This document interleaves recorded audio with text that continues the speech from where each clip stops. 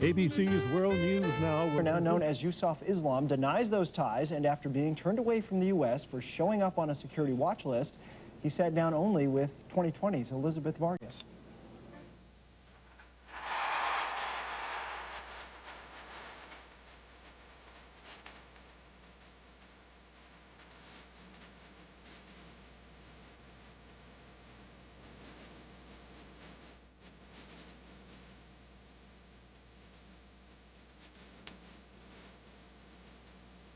Years ago, he dominated the top 40 list and traveled the world singing songs of peace. The peace train's sounding loud, ride on the peace train. Last week, he discovered he made a very different list. This one with the names of people considered too dangerous to even visit the United States. Everyone jump on the peace train. For many, Cat Stevens' long, strange trip from pop star to terror suspect played like a punchline. I'd say it's a real success story in the war on terror. You know, we finally got the guy that wrote Peace Train. I heard that.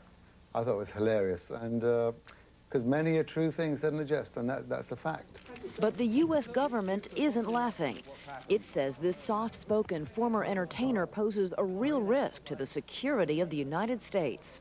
The United States government has called this a serious matter. There have been no details released as of yet as to exactly why you've been put on this no-fly list. God almighty, I'd love to know. I'd love to know. But they have said it has to do with you giving money to organizations that support terrorist activities. Absolute rubbish. I'm being followed by a moonshot, moonshot, moonshot.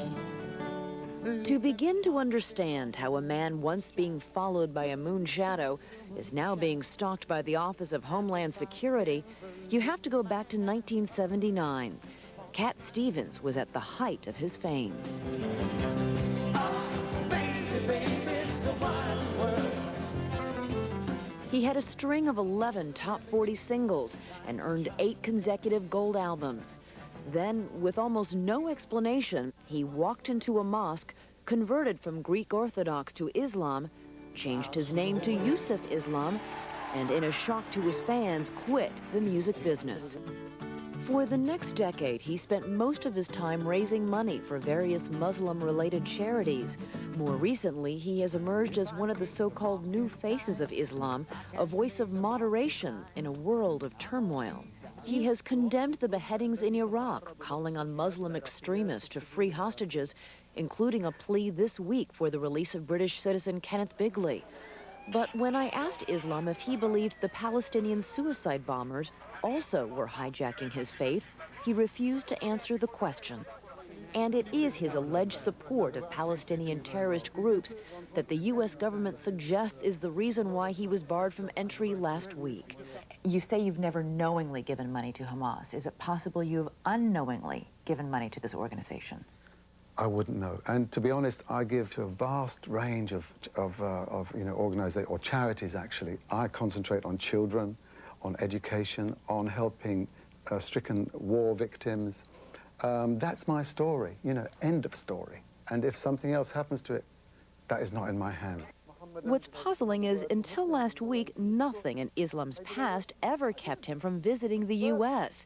In fact, he made 2 trips here earlier this year, one to New York 2 months ago, and one to Washington 4 months ago, where he even met with White House representatives. Has anything happened in the last 2 months? Have you done anything that could be construed as threatening in any way? No, absolutely not. And that's what I'm really looking forward to finding out. And I don't have any other defense, than the truth.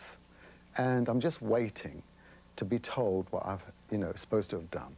Then I can deal with it. That was ABC's Elizabeth Vargas, that is, speaking to Cat Stevens on 2020 this past Friday night. And Which is a new version of 2020? A new version. It premiered on Friday. And speaking of new shows here on ABC, people are sounding off on Media Line about Desperate Housewives, saying they really like it. It's kind of like a Melrose Place meets Dallas. They also like Lost. So some good stuff here on the old TV schedule. And we're really happy. Anything that helps our ratings go up. Exactly. You're watching World News Now. More news from ABC coming up.